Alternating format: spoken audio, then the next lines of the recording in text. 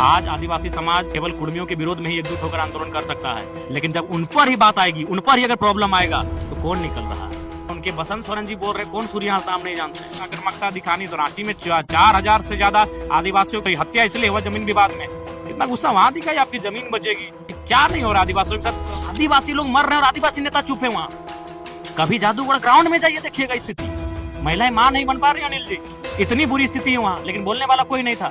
इतना बड़ा यहाँ से मांस फूला है, इतना बड़ा हो गया, पेट इतना बाहर आ गया, पांव इतना फूल के हो गया। उस मामले को सदन में अगर किसी ने उठाया तो only and one Jayram Kumar Mahato ने उठाया, और उठाने के तुरंत बाद हमको शाम को फोन आता है कि आपने क्यों उस आग में हाथ रख दिया। लगा एक बेदिया जी करके हैं, जेलकेम वालों ने धरना दिया, उनका परिवार को मुआवजा दिलाया, और देख रहे शाम को वो भी हमारे खिलाफ जा रहे हैं। तो कह रहे कि जयराम महतो को पहले वोट दिलाए थे और दिए भी थे, लेकिन अब नहीं देंगे क्योंकि ये आगे जाकर के अगर विधायक मुख्यमंत्री बनेंगे तो ये हम लोग आगे फ्यूचर में डैमेज करेंगे। देखिए सलाह, जो 4 जेएमएम के विधायक है ना, जो चुपचाप थे, उन्हीं में से एक उनको बुलवाए। इसीलिए आज ये समाज भी पिछड़ा इसी कारण से।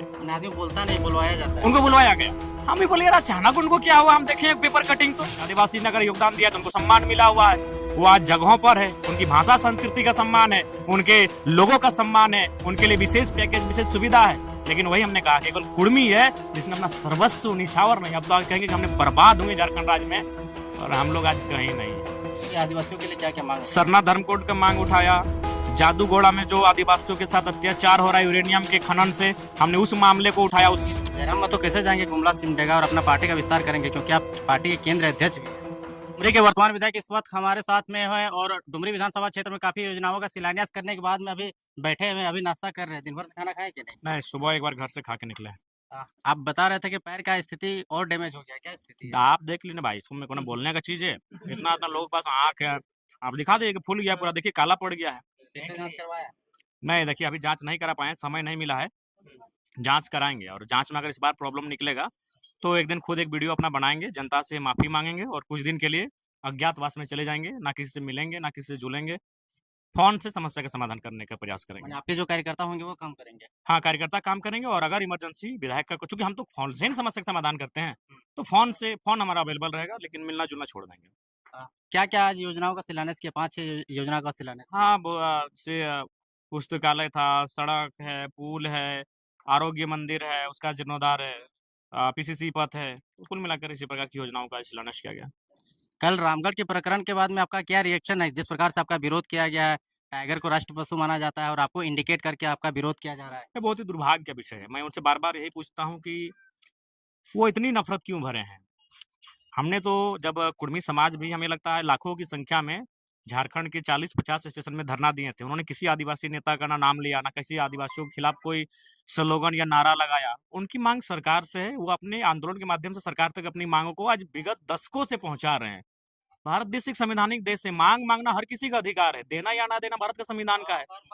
हम लोग इतने दिनों से आंदोलन कर रहे हैं, क्या किसी व्यक्तिगत उनका नेता का नाम लिया गया, या उनके समाज पर किसी ने एक जिम्मेवार पर्सन, अब 2-4 लोगों ने अगर कुछ ऐसा हुआ तो हम लोगों ने, किसी जिम्मेवार व्यक्ति ने, समाज के किसी सामाजिक व्यक्ति ने उन पर कोई ऐसा शब्द कहा जिससे उनको ठेस पहुंचा हो, हम उनसे थोड़ी अपना हिस्सा मांग रहे हैं, हक मांग रहे हैं।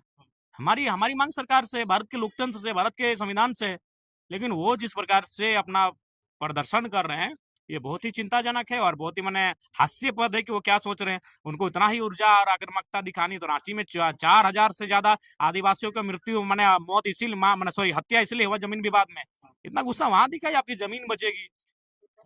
आज क्या नहीं हो रहा आदिवासियों के साथ, जो अत्याचार हो रहा है, वहां गुस्सा दिखाइए, वहां आप धरना दीजिए, वहां आंदोलन करिए, तो सब चुप हो जाते हैं। हमको तो सबसे आश्चर्य वहां लगा, एक बेदिया जी करके हैं, जेलकेम वालों ने धरना दिया, उनका परिवार को मुआवजा दिलाया, और देख रहे शाम को वो भी हमारे खिलाफ जा रहे हैं। तो हम वो समाज है कि सुबह जिसकी हमने मदद किया, वो शाम को हमारे खिलाफ नारा लगा रहा है, फिर भी उसकी हम मदद कर रहे हैं। और वही है, कुर्मियों का वही योगदान इस राज्य के लिए है कि जिन्होंने इस राज्य को, मैं नहीं कह रहा हूँ कि आदिवासी या अन्य किसी की भागीदारी नहीं है, सबकी भागीदारी है, लेकिन जिन्होंने इस राज्य को बनाने में भागीदारी दिया था, उनको भैया सम्मान मिल चुका है। आज आदिवासी ने अगर योगदान दिया तो उनको सम्मान मिला हुआ है, वो आज जगहों पर है, उनकी भाषा संस्कृति का सम्मान है, उनके लोगों का सम्मान है, उनके लिए विशेष पैकेज विशेष सुविधा है। लेकिन वही हमने कहा केवल कुर्मी है जिसने अपना सर्वस्व निछावर नहीं। अब तो कहेंगे कि हमने बर्बाद हुए झारखंड राज्य में, और हम लोग आज कहीं नहीं है। सब वही, आज हम देखे ना, उनको सुबह हम लोग मदद किए, सुबह की रात को था, कुछ घटना घटा था, हम लोग पूरा जेल के, हमारे सब ज्यादातर महतो लड़का और महिला, उनका धरना दिए, मदद किए और शाम को गए हमारे खिलाफ नारेबाजी कर रहे हैं। फिर भी हम लोग बोलते हैं अगला बार भी आपकी मदद करेंगे। तो उस चूँकि हम लोग खेती-बाड़ी करते हैं और खेती-बाड़ी का मतलब क्या है? खेती-बाड़ी का मतलब ही है बहुत कुछ सहने के बाद भी हम लोग हमारा अनाज जिस तरह चिरई, चिनगिनी, मूसा, काड़ा, गोरू सब खाता है, सबको खिलाते हैं। वही हमारा सोच है, वही हमारा सिद्धांत है। हमने किसी को ना गाली दिया, हमारी मांग सरकार से थी, हम लोग शांतिपूर्ण तरीके से आंदोलन किए। लेकिन वो जो जिस प्रकार से माने हिंसात्मक, माने कि घृणात्मक और नफ़रत भरे भाव में जो अपना पैगाम दे रहे हैं, ये बड़ा दुर्भाग्य की बात है। इसीलिए हम आज बार-बार कह रहे हैं, आज कहीं न कहीं बार-बार अपने जो महापुरुष जिन्होंने राज्य लड़ने में अपना सर्वस्व न्यौछावर किया, उन्हें पहले शेड्यूल का ही लड़ाई लड़ लेना चाहिए था। लेकिन जयराम महतो के लिए तो शेड्यूल ट्राइब वाले लोगों के नज़र में तो अब उनकी नज़र में वोट घट गया। अब जरा वो लोग कह रहे हैं कि जयराम महतो को पहले वोट दिलाए थे और दिए भी थे, लेकिन अब नहीं देंगे क्योंकि ये आगे जाकर के अगर विधायक मुख्यमंत्री बनेंगे, तो ये हम लोग आके फ्यूचर में डैमेज करेंगे। देखिए ऐसा कुछ नहीं है। क्या डैमेज करेंगे भाई? 75 एसटी वर्षों में शामिल कर दीजिएगा। क्या होगा उससे? 10 लोग शामिल हुए तो कुछ अब डैमेज नहीं हुए। जब झारखंड राज्य हमें मिला उस समय 30 समूह शेड्यूल ट्राइब की सूची में शामिल थे। राज्य अलग होने के तुरंत बाद कोल और कोरबा को शामिल किया गया, यानी हो गया 30 दो 32। उसके बाद हाल ही में 2-4 साल पहले और 10 लोगों को शामिल किया गया, जिसमें तमाड़िया, भोगता, गंझू, नाम याद नहीं है, 10 गो है। 10 और समूह को शामिल किया गया, यानी 32 और 10 42, यानी आज के डेट में झारखंड में 42 अनुसूचित जनजातियों के माने समूह है। तब तो आपको दिक्कत नहीं हुआ। आने वाले दिन घटवार समाज के लोग डिमांड करेंगे, घासी डिमांड करेंगे, तांती डिमांड करेंगे। तेली में कोल्हू तेली डिमांड कर सकता है, बाकी सभी को अगर तेली समाज करेंगे तो फिर वो फेलियर हो जाएंगे। कोल्हू तेली का संबंध रहा है, वो डिमांड कर सकते हैं आने वाले दिन चल के।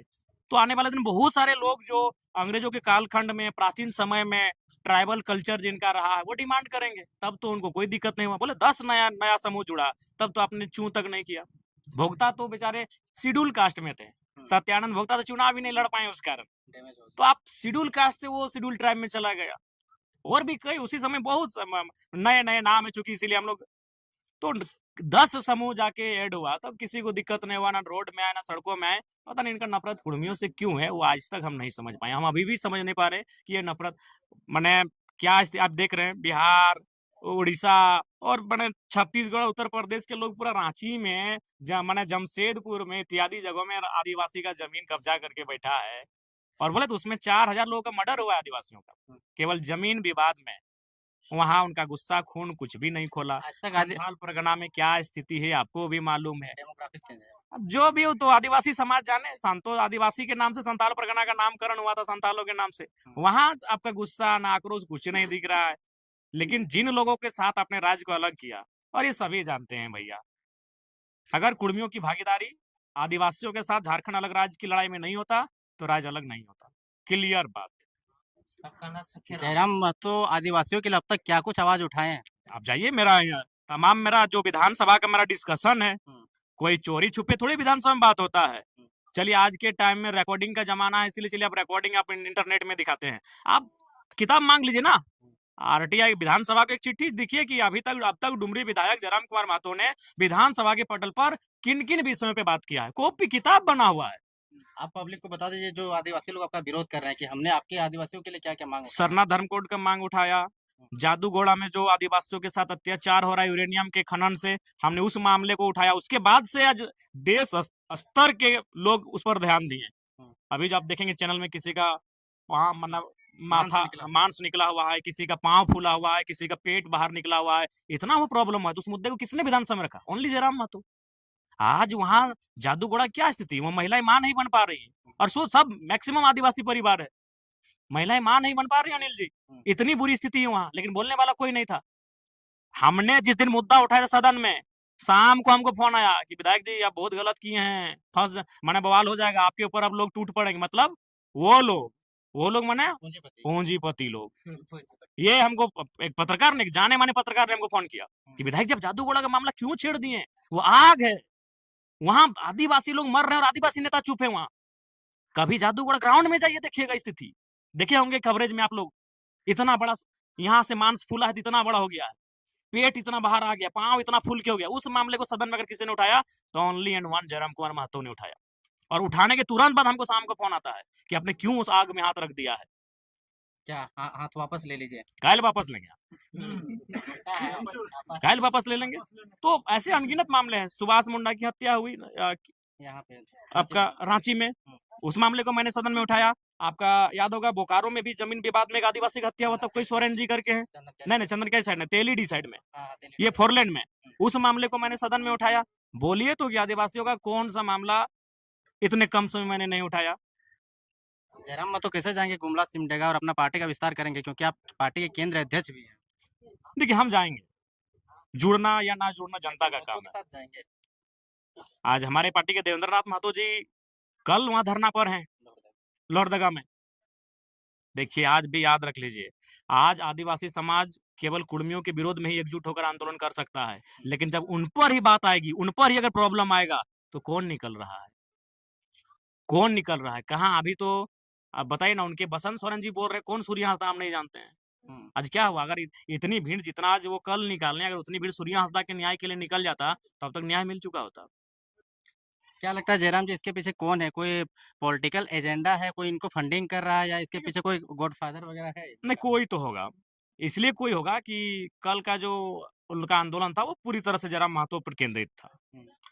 वह विरोध ऐसे नहीं होता है। बिल्कुल विरोध आप करने का, आपको अगर आप भी विरोध करिए कि भाई इनको शामिल ना किया जाए, ये तथ्य रखिए, अपना तर्क दीजिए, अपना जो भी बयान देना है, जो भी चीजें देना है, एक शालीनता से दिया जाए। 1932 खतियान का भी आप मांग गवर्नर सामने से पब्लिक डोमेन में बात रखा, वो तो सभी जातियों के लिए था, सभी वर्गों के लिए था। और अभी गवर्नर महोदय के सामने ये आसान नहीं है किसी नेता का। मुख्यमंत्री के सामने डिमांड कर देना आसान है, लेकिन महामहिम का एक अलग प्रोटोकॉल होता है। मैंने उनके सामने मांग को रखा, तो ये तो वास्तविकता है। और दूसरी बात देखिए, अभी बहुत सारे लोग बड़ा साजिश कर रहे हैं। अभी तो हम देख रहे हैं विनोद बाबू के जो एक उनको हम जानते हैं, वकील साहब हमारे बहुत परम आदरणीय, उनसे कोई बुलवा दिया दे रहा है। हाँ, उनके बेटा से विनोद बाबू सब समाज का लड़ाई लड़े हैं, लेकिन आदिवासी कुर्मी का आदिवासी होने का लड़ाई। अरे भाई, तो घोषणा पत्र में मैनिफेस्टो में है जेएमएम का, कैसे आ गया? तो हम पता किए हैं, तो पता चला जो 4 जेएमएम के विधायक है ना, जो चुपचाप थे, उन्हीं में से एक उनको बुलवाए हैं। यानी इसीलिए आज ये समाज भी पिछड़ा इसी कारण से। आदमी बोलता नहीं, बुलवाया जाता है। उनको बुलवाया गया। हम भी बोले यार अचानक उनको क्या हुआ, हम देखें पेपर कटिंग तो हमको इंक्वायरी करते-करते पता चला जो 4 जेएमएम के विधायक है महतो समाज से, उनमें से एक ने उनको ये बुलवाया है। आने वाले 20 साल बाद दिसोम गुरु का जो कद होगा देश राज्य में बहुत बड़ा होगा, लेकिन इससे मतलब ये थोड़ी है कि वो सत्यानंद झा कांड में उनका नाम नहीं आया था, चीरुडी हत्याकांड में उनका नाम नहीं आया था, या फिर कुड़को हत्याकांड में उनका नाम नहीं आया था। आया था कि नहीं आया था? लेकिन इसका मतलब ये नहीं कि जो महापुरुष होते हैं वो अपने जीवन काल में भूल नहीं करते हैं। तो विनोद बाबू का कुर्मी समाज के दृष्टिकोण से देखा जाए तो उसको आप भूल कर सकते हैं, लेकिन वो सर्व समाज के दृष्टिकोण से देखा जाए और उसमें परिस्थितियों के अनुसार देखा जाए, तो उन्होंने उस परिस्थितियों के अनुसार सब समाज को उद्धार करने के लिए आए थे। अगर उनको कुर्मियों को उद्धार करना था तो 84-85 में इंटरनल मीटिंग थी। अभी भी बहुत लोग जिंदा है, और केंद्र के जो मंत्रीगण थे उनका सीधा इनको सुझाव था विनोद बाबू को कि आप लोग शेड्यूल ट्राइब का जो मांग है उसको हम लोग एक्सेप्ट करते हैं, बाकी आप लोग झारखंड मूवमेंट से पीछे हट जाइए, झारखंड में जो आंदोलन का मांग कर रहे हैं उसको वापस कर लीजिए।